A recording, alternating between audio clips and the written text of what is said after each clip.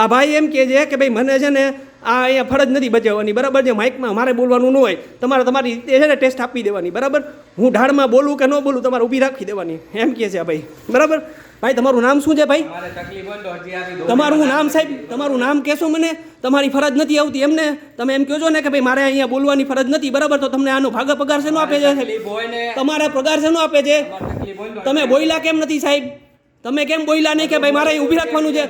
આ તો બતાવો મને અને એમાં સંભળાવો. ખોટી વસ્તુ છે સાહેબ, ખોટી વસ્તુ તમે એને અત્યારે કરો છો, બરાબર. તમારું નામ શું છે? તમારું નામ શું છે? તમારું કામ આ કરતા અહીં કંઈ જ નથી કર્યું, એટલે જ હું તમને કહું છું કે સાહેબ તમારું નામ શું છે? તમે અહીં કામ નથી કર્યું, તમે ટ્રાઈમાં છે ને બોલ્યા નથી સાહેબ મારામાં, તમે મારામાં બોલ્યા નથી સાહેબ. હું રિટર્નમાં લખીને આપી દઉં છું કે સાહેબ તમને અત્યારે બરાબર. અને તમારું નામ બોલો સાહેબ, તમારે એમ ના પાડો છો.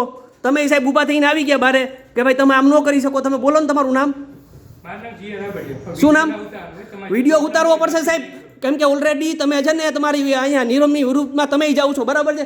મેં બરાબર રીતે પાર્કિંગ કર્યું છે, ત્યાં ઓલરેડી તમારા ધાડમાં બોલવું જોઈએ કે ભાઈ અહીંયા સ્ટોપ કરો. તમે એમ કહો છો કે મારી ડ્યુટીમાં નથી આવતું. આ ભાઈ એમ કહે છે મારી ડ્યુટીમાં નથી આવતું, બરાબર છે. આ કાંઈ વાંધો નહીં, એ સાહેબ હોય એ અમારા પબ્લિક સર્વન્ટ જ છે, અમે પૈસા દઈને આપીએ છીએ, બરાબર. અમે કાંઈ ના નથી પાડી ભાઈ, બરાબર છે. અમે ઊભી રાખવાની ના નથી, તમારે બોલવાની ફરજ છે. અમે બોલવાની રાહ જોતા હતા સાહેબ, નથી ત્યાં ઊભી રાખી દીધી છે મેં ઢાળમાં, બરાબર. હવે એ ભાઈને બોલવાનું હોય, ના ના તમારું નામ બોલો ને સાહેબ. મને મારે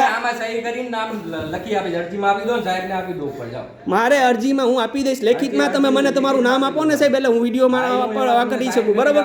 આરટીઓમાં સદરસર દાદાગીરીથી તમારે છે ને આ વસ્તુ ન ચાલે.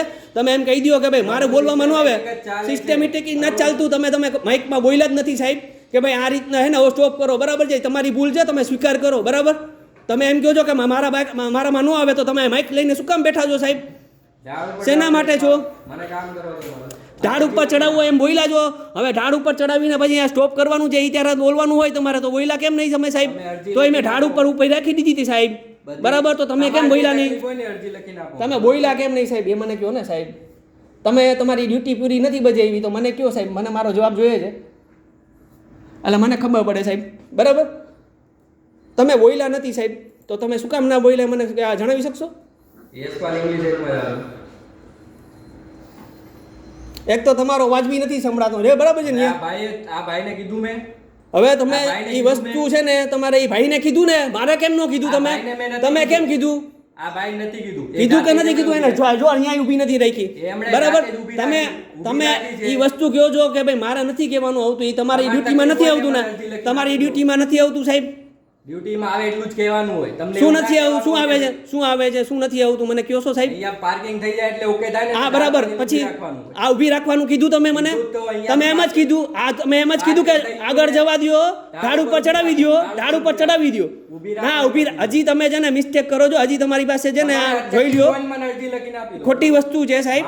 અને હજી બીજો તમે ઓલા ભાઈને બી કીધું છે નહીં, મેં સાંભળ્યું છે ને, આમાં રેકોર્ડિંગ બી છે, બરાબર છે.